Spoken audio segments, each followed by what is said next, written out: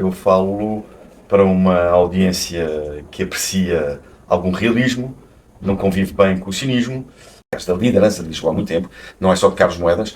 Carlos Moedas teria a obrigação de fazer melhor, é alguém com muito, né? Mas eu penso que as suas origens não lhe permitem ir mais longe. Eliminação da pobreza. Ao eliminarmos a pobreza, no fundo, através de habitação social digna, através de escolas para todos, através de cultura para todos, no fundo o que é que fazemos? Diminuímos claramente a insegurança, o desequilíbrio social, o crime. A inteligência artificial é um instrumento que acelera, tal como na Revolução Industrial houve um conjunto de instrumentos que aceleraram, tal como com a descoberta do fogo, com a invenção da roda, e portanto eu olho para a inteligência artificial como mais um instrumento na evolução da história da humanidade. Lidera a tua vida antes que te liderem a ti. Bem-vindos a mais um podcast Eu Decido da Faz a Tua Mudança.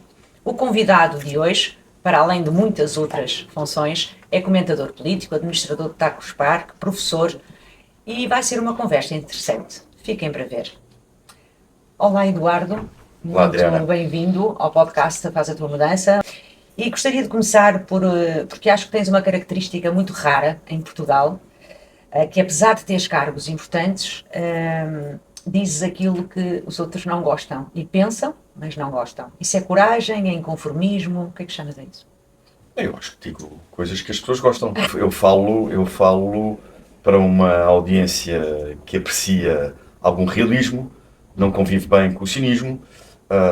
Tento sempre ao longo da vida, desde criança, no fundo, expressar em liberdade e em democracia aquilo que me parece ser uma opinião de alguém que conhece o mundo, de alguém que tem uma formação humanista, de alguém que tem uma formação técnica muito forte, e portanto não começamos a nossa conversa em desacordo, não. Eu penso que falo coisas que as pessoas gostam de ouvir. Não, falas coisas que há pessoas Agora, que não gostam de ouvir. Sim. Ok? Obviamente, e há coisas que as pessoas gostam de ouvir. Quem lida mal com o fingimento, com a mentira, nomeadamente a mentira política, o disfarce da prepotência, bom, obviamente que entra em conflito facilmente com a forma como eu me comporto. Ou consideras tu um disfarce na nossa sociedade atual? Não percebi? Ou consideras tu ser um disfarce? Olha, o Primeiro-Ministro acabou há muito poucos dias de afirmar que a nossa economia, a nossa situação económica financeira era superior à da Alemanha. Bom, e portanto, Sim, eu nem sei bem. Uma anedota é essa. Repara, mas a política portuguesa, e a política tem uma importância enorme, porque na política que se escuta o lugar comum, está carregada deste tipo de situações. E portanto, nós que somos um país extraordinário, numa localização extraordinária, com um conjunto de pessoas extraordinárias, sempre pomos um português a trabalhar numa organização fora de Portugal, é sempre muito apreciado. No fundo temos tido a incapacidade de, no fundo, ter uma noção clara de como entregar o poder a quem sabe dele usar. E portanto tem sido esse o problema das últimas décadas, é quase que uma sina. E de facto eu sou um inconformado, se me fazias-me essa pergunta, sou inconformado com essa forma de estar em Portugal. Portanto, é um bocadinho isto. E de facto eu passo a ser uma pessoa incómoda quando, e tenho essa consciência, quando confronto com uma frontalidade pouco habitual, no fundo, deste tipo de situações. Ainda Portanto, bem, existem pessoas assim. Mas aquilo que eu percebo é que quem está atento gosta de perceber que há uma leitura sobre a realidade que é inconformada sobre o sítio onde estamos. Sem dúvida. Portugal tem falta de líderes ou excesso de pessoas preocupadas em manter o seu cargo? Eu acho que Portugal tem excesso de pessoas interessadas em ter cargos. Aliás, voltando aos partidos políticos. Os partidos políticos deixaram de ser agentes de causas e passaram a ser centrais de emprego. E, portanto, no fundo, aquilo que nós vemos é que... Mesmo muitos sem capacidade para? Uma percentagem considerável. Ou seja, a meritocracia tornou-se menos importante ao cartão partidário. E isso é apanágio dos partidos com poder. E neste momento há 3 partidos com poder. No fundo, o PSD, o PS e o Chega. O que o Chega está a fazer, por exemplo, na Câmara de Albufeira, é paradigmático de uma cópia exagerada daquilo que os outros já fazem. Que é, no fundo, os jobs for the boys, os jobs for the family, portanto, os empregos para a família, o emprego para os amigos, o emprego para quem tem o cartão partidário. Portanto, sim, em Portugal há excesso de pessoas a ocuparem cargos sem o mérito necessário para os ocupar. Razão pela qual o país está muitíssimo estagnado há demasiado tempo. Mas dizem que não. Porquê é que em Portugal tantas pessoas confundem diplomacia com silêncio? Isso é falta de coragem. No fundo, o silêncio é... É mais cómodo, não é? Só quando o silêncio é inteligente, mas o silêncio em Portugal não é por norma inteligente, é de conveniência e portanto, isso tem a ver com alguma cobardia, alguma incapacidade em tomar posições, alguma capacidade em afrontar. E mesmo em termos diplomáticos, Portugal, que é o primeiro país global, muito respeitado no Hemisfério Sul, aliás, a língua portuguesa é a língua mais falada, é o idioma mais falado no Hemisfério Sul. Aquilo que os nossos antepassados fizeram nas rotas comerciais até à China, até ao Japão, ainda hoje muito respeitado. E só quem não viaja para essas latitudes não o entende. A diplomacia portuguesa, a verdadeira diplomacia portuguesa, a diplomacia que deve ser conduzida pelo Ministério dos Negócios Estrangeiros, não assume essa posição. No mundo que está carregado de conflitos, no fundo, o conflito do Médio Oriente, no Golfo Pérsico, relembrar que um conjunto de fortalezas no Golfo Pérsico, no Estreito Oman, construídas no tempo de Afonso Albuquerque. E, portanto, Portugal e os portugueses são muito respeitados nessa zona. E, portanto, nós não estamos na nossa... Ainda são muito respeitados nessa zona. Aliás, algumas são património da humanidade. E, portanto, a nossa diplomacia do Ministério dos Negócios Estrangeiros é também uma diplomacia excessivamente silenciosa, mas poderia ser silenciosa porque estava a atuar em silêncio sem querer instigar grandes confusões. Não, é silenciosa porque, no fundo, é inexistente. O problema de muitas lideranças hoje é a falta de competência ou excesso de ego? Por norma, o excesso de ego está associado à falta de competência. Por norma. Trabalhas com pessoas assim? Trabalho. Não durante muito tempo, mas ao longo da minha carreira, que começou em júnior, fui observando isso, ou seja, se eu fizesse um estudo com as centenas, as melhores pessoas que me cruzei, quem tem excesso de ego, por norma, o excesso de ego é sinal de insegurança, o sinal de insegurança é sinal de falta de competência. E, portanto, precisa de... Para esconder as fragilidades. Precisa de pôr o ego em cima da mesa, a brutalidade, porque o ego depois vem associado à brutalidade, à prepotência. Quem no fundo, tem fragilidades a montante. Bom, é um bocadinho assim que eu vejo. Tu, para além de outras coisas, mostras buracos, sinais e falhas urbanas. Mas, no fundo, aquilo que estás realmente a denunciar é uma má liderança. Com certeza. Concordas? Estás-te a referir aos vídeos que eu faço, neste caso, os buracos, e que eu acho excelentes, sobre Lisboa e sobre a forma como tem sido gerida. Sou crítico de Lisboa há muito tempo. Sou crítico de Lisboa, aliás, da liderança de Lisboa há muito tempo. Não é só de Carlos Moedas. Carlos Moedas teria a obrigação de fazer melhor, é alguém com muito, mas eu penso que as suas origens não lhe permitem ir mais longe. Ou seja, ele está demasiado a interpretação que eu faço, demasiado preso à limitação das suas origens. O mundo que frequentou não foi capaz de reequilibrar essa deficiência. E o que é facto é que, pegando no ego, vê-se mais alguém preocupado com o seu próprio ego, com a sua própria comunicação, do que propriamente com a realização. E, portanto, Lisboa, que é a capital de Portugal, é, quanto a mim, o local onde as políticas públicas de nível municipal têm que ser absolutamente exemplares. E, portanto, não estão a ser, pelo contrário. No fundo, Lisboa está muito mal entregue, está deficiente, mas não é um problema de Carlos Moedas. É um problema que Fernandina também não foi capaz de resolver, António Costa, que esteve lá há bastante tempo, não foi capaz de resolver. Lembro-me que as últimas eu lembro que Cruz de Cassis, era muito criança, mas lembro que Cruz de Cassis transformou bastante a cidade. João Soares teve umas tentativas, não foi capaz.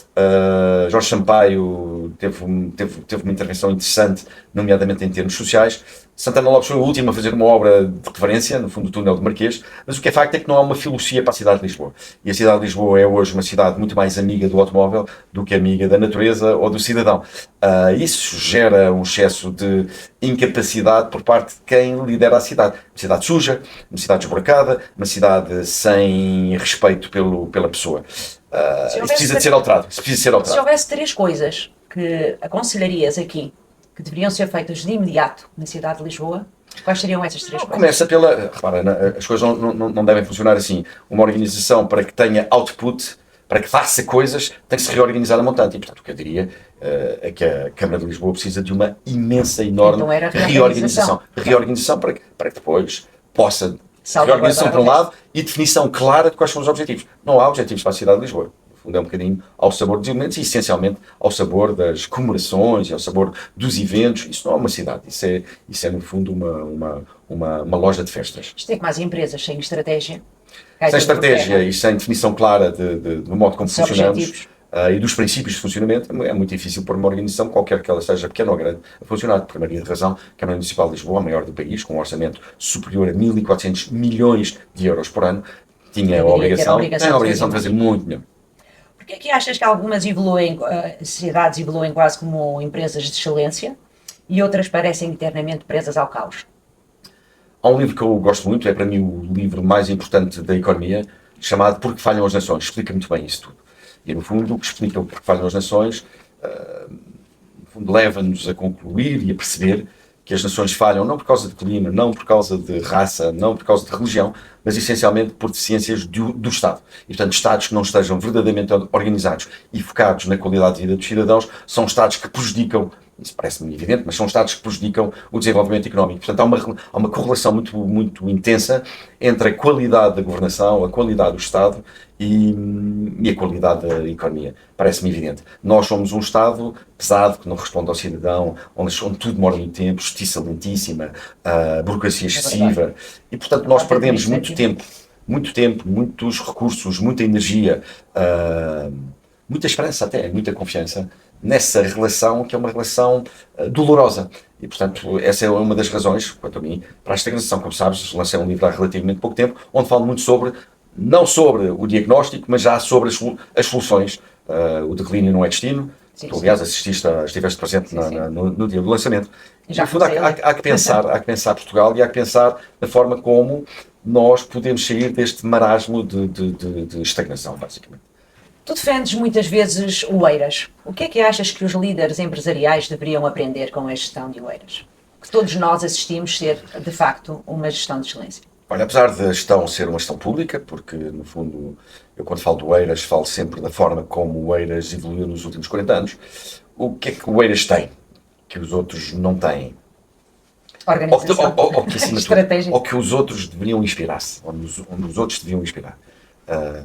O Oeiras tem uma visão há 40 anos para 100 anos, tem uma liderança consciente, tem um sentido muito humanista do território e da sociedade, isso é muito importante, ou seja, muito pouco egoísta, onde a verdadeira social-democracia, a pureza da social-democracia tem estado presente. E o que é a social-democracia? No fundo, a social-democracia é uma filosofia que promove o bem-estar empresarial, promove o bem-estar privado, mas procede à distribuição de uma forma equilibrada, ou seja, pretende eliminar a pobreza. É um bocadinho isso que acontece em Oeiras, ou seja, essa é a principal filosofia do Oeiras, é a eliminação da pobreza. Ao eliminarmos a pobreza, no fundo, através da habitação social digna, através de escolas para todos, através de cultura para todos, no fundo o que é que fazemos? Diminuímos claramente a insegurança, o desequilíbrio social, o crime. Isso é o local mais atrativo para quem quer viver bem. Quem é que quer viver bem? São os melhores. Todos os melhores querem viver bem. E, portanto, tem sido este trajeto com base nestes princípios que tem permitido ao Oeiras ser o principal centro empresarial do país, ser o principal centro de inovação, de ciência e tecnologia do país. E não há desenvolvimento sem ciência e tecnologia. E é hoje, evidentemente, o local onde a riqueza per capita é maior no país. Onde, há 40 anos atrás, era um município cheio de problemas. Eu costumo dizer, se o país tivesse evoluído ao mesmo ritmo de Oeiras, hoje nós seríamos líderes europeus. Mas também tem um homem extremamente visionário. Tem um líder. Líder verdadeiro. Tem um líder consciente. Eu fui gestora de conta dele no Milénio BCP, em 2003. É um líder. E já naquela altura é um homem que dá gosto a ouvir. É um líder com visão. E sabe o que é missão, e sabe o que é visão, e mantém a sua missão sem olhar para o lado. Sem dúvida, é um líder de pessoas, acima de tudo, de equipas. Que é o que falta ao quem trabalha com ele reconhece, não há quem trabalhe com ele que não reconheça e que não identifique essa característica, onde o ego está muito pouco presente, falando há pouco do ego. É alguém muito pragmático, que gosta de entregar responsabilidade, que gosta de ver obra concretizada e que dá autonomia às equipas para trabalhar. Só o vejo irritado quando as coisas não acontecem, e não acontecem por distração, por preguiça, e ele convive mal. Mas é um exemplo de liderança e, acima de tudo, os resultados confirmam-no. Portanto, costumo dizer, era bom mais líderes, mais pessoas interessadas em transformar território, em garantir inovação, em garantir equilíbrio social, em eliminar a pobreza, se inspirassem naquilo que tem sido feito em Oeiras. Vamos falar um pouco dos jovens. Estamos a formar jovens para pensar criticamente ou apenas para sobreviver ao nosso sistema atual? Eu diria que há sempre a tendência das gerações mais velhas, já era assim quando nós éramos crianças, os nossos avós diziam, no nosso tempo era diferente. Bom, eu diria que todas as gerações têm o seu tempo, têm o seu modelo, e em todas as gerações vivas, há pessoas muito críticas e há pessoas mais acomodadas. Eu diria que a sociedade livre deve ser capaz de incorporar os dois, porque os dois têm direito à existência. Aquelas pessoas que gostam, no fundo, da estabilidade, e aquelas pessoas que são mais críticas. É assim que a sociedade funciona, é assim que o mundo tem evoluído. O mundo não pode ser só feito por conformistas, mas também não pode ser só feito por transformadores, senão ninguém se entendia. E, portanto, eu olho para a atual geração com uma imensa confiança. É a geração com maior capacidade técnica, com maior acesso ao conhecimento. É uma geração diferente da nossa, tal como a nossa é diferente da dos nossos pais, tal como a dos nossos pais é diferente da dos nossos avós. Com acesso a meios e a formas de estar diferentes da nossa, mas não é por isso que é melhor ou pior. É uma geração com determinadas características. Mas tem poucos recursos e vão para fora. Cabe a essa geração ter um sentido mais crítico. Olha, o Eiras, já que falámos em Oeiras. Em Oeiras há um movimento político de jovens, apartidário, muito interessado, muito preocupado com o desenvolvimento do país. É bom que os jovens tenham a noção que são eles que têm mais tempo de vida. E, portanto, como são eles que têm mais tempo de vida, são eles que têm que fazer. São eles que, de algum modo, têm que se indignar com algumas das formas de estar do nosso país. E, portanto, cabe aos jovens, e falo aqui diretamente para os jovens que nos possam estar a ouvir, cabe aos jovens, no fundo, essa inquietude e a promoção de movimentos políticos e de movimentos sociais que permitam que Portugal se torne num país mais moderno, mais contemporâneo. Que o Estado português se torne num Estado mais moderno, mais contemporâneo, para que nós possamos sair desta estagnação. Para isso precisamos de novas formas de estar na política, precisamos de novos projetos para Portugal e precisamos de eliminar este sistema de partidocracia em que vivemos, numa partidocracia que protege os seus em vez de trabalhar para a comunidade. E, portanto, cabe sim esta juventude bem formada, inovadora, com conhecimento, com acesso à tecnologia, com acesso a conhecimento, com a capacidade de estar, no fundo, no mesmo lugar, em qualquer parte do mundo, sem sair do mesmo lugar, olhar para o seu país e olhar para aquilo que tem que ser feito e exigir que seja feito. Isso é a missão da juventude. Sem dúvida. Diz uma coisa, a inteligência artificial vai substituir e até anular muitas profissões. O que é que achas que nunca vai conseguir fazer? Que característica é que nunca vai conseguir tirar? A inteligência artificial é um instrumento que acelera, tal como na Revolução Industrial houve um conjunto de instrumentos que aceleraram, tal como com a descoberta do fogo, com a invenção da roda, e portanto eu olho para a inteligência artificial como mais um instrumento na evolução da história da humanidade. O que é que a inteligência artificial nunca vai ser capaz de fazer? Olha, nunca vai ser capaz de criar seres humanos, de carne e osso, nunca vai ser capaz de amar, o Elon Musk, nunca vai ser capaz de amar, nunca vai ser capaz de pensar criativamente. Okay? Isso cabe ao ser humano. Agora, não podemos ignorar a importância da inteligência artificial, a capacidade que a inteligência artificial tem em se inspirar nos seres humanos, naquilo que os humanos fazem, e de uma forma bastante mais rápida replicar aquilo que o ser humano é capaz de fazer. E, portanto, é um instrumento que nos vai permitir, no fundo, saltos quânticos na rapidez com que trabalhamos, na forma como investigamos, na forma como chegamos a soluções inovadoras mais rapidamente. Tem que ser regulada, porque, no fundo, por trás da inteligência artificial existe um conjunto de algoritmos montados por seres humanos, para que, no fundo, possamos ter, e eu diria que esse é o grande desafio, uma confiança maior na inteligência artificial, naquilo que ela, no fundo, nos traz e na forma como somos capazes de evitar a capacidade que a máquina poderá ter de se tornar, no fundo, líder dos humanos. Isso é o cuidado que nós temos que ter. No cinema, já da ficção, eu gosto muito de olhar para a ficção científica. É na ficção científica que nós vemos a forma como nos podemos desenvolver. Potenciais rotas, não é o que vai acontecer, mas visões diferentes. E a ficção científica já nos avisou várias vezes de que há a possibilidade da máquina se tornar, no fundo, prepotente sobre o ser humano. Esse é um dos cuidados que nós, evidentemente, nesta fase, que estamos a investir muito, convém cuidar, evidentemente. Se tivesses um minuto para acordar Portugal sem filtros, o que é que dirias? Eu aconselhava as pessoas a pensarem mais, a serem mais críticas. Pensar. E não darmos por adquirido tudo o que nos dizem. E olharmos com um sentido crítico para aquilo que nos é posto à frente. E lermos mais e inspirarmos mais na história portuguesa. A história portuguesa está carregada de momentos interessantes e, portanto, nós vivemos momentos de alguma fragilidade. A competência e a meritocracia não são critérios, quanto a mim, com a importância bom, não estão a ser critérios com a importância que deveriam ser, e portanto, no fundo, o conselho a Portugal e aos portugueses é sejamos mais exigentes com os outros, mas acima de tudo connosco. Não vale a pena sermos exigentes com os outros quando não damos o exemplo. Sermos mais cívicos, forma como lidamos uns com os outros no trânsito, forma como Tirar papéis ao chão. que lidamos com o lugar comum, são matérias onde também, enquanto sociedade, enquanto povo, temos que evoluir. Para podermos ser mais exigentes com os outros, temos que ser mais exigentes connosco próprios. Sem dúvida. Qual foi um dos momentos mais desafiantes na tua vida, na tua carreira de liderança, que tiveste como líder? Aquele que te disse, impossível, não quero acreditar que Não existem todos os momentos, nunca existiu esse momento. Todos os momentos difíceis, nomeadamente quando há conflitos entre pessoas é o tema mais difícil, são momentos que nos levam, no fundo, a pensar, não promover pessoas que estão à espera de ser promovidas, não ser capaz de ir contra, no fundo, de alimentar as expectativas de todos. Esses para mim são os maiores desafios, são as coisas mais difíceis. Isso obriga-nos, em todas as situações, a sermos seres humanos compreensivos com os outros, tentarmos o mais possível, que é a maior dificuldade. Isso vai acontecendo com a maturidade, com o crescimento, com a vontade de eliminar o ego, porque todos nós temos, uns mais, outros menos, uma percentagem de ego que muitas vezes se sobrepõe na lógica da tomada de decisão. Essa é a maior dificuldade, porque no fundo o papel de alguém que lidera, que coordena, é ser capaz de garantir que a sua atuação traz bem-estar aos outros e que a sua atuação, seja por distração, seja por ego, não magoa os outros, não cria feridas emocionais nas outras pessoas. Eu diria que esse é o maior desafio. Mas que está sempre presente, quer dizer, ele está sempre presente porque o cotidiano é carregado de situações de pseudo-conflito.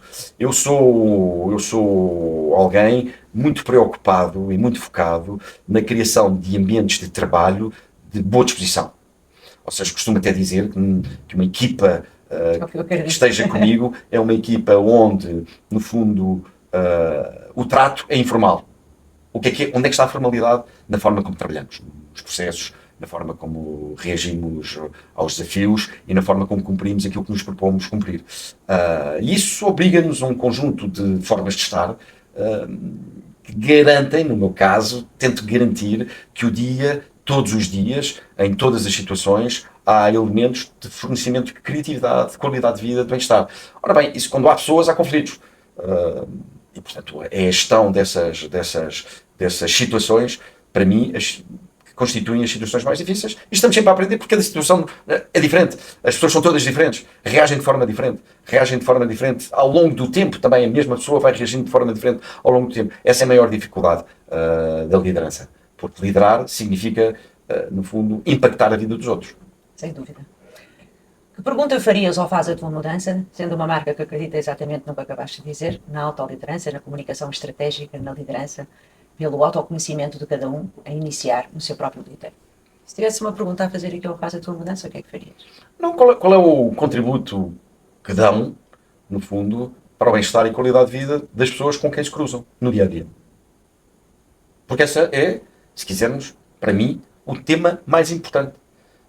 Que vai, a forma como cumprimentamos as pessoas, a forma como repreendemos as pessoas, ou como chamamos a atenção. O repreender aqui não é um ralhete, é como é que chamamos as pessoas a atenção das suas falhas.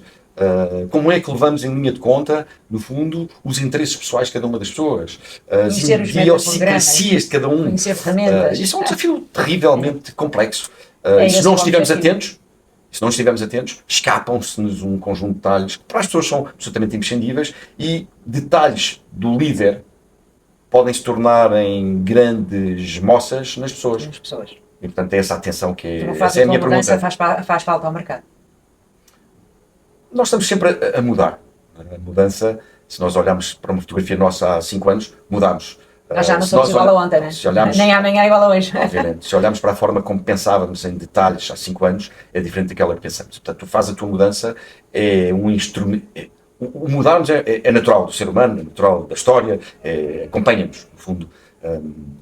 Nós temos uma filosofia na minha equipa que é fazer hoje melhor do que fizemos ontem e fazemos amanhã melhor do que fizemos a fazer hoje. É a minha política.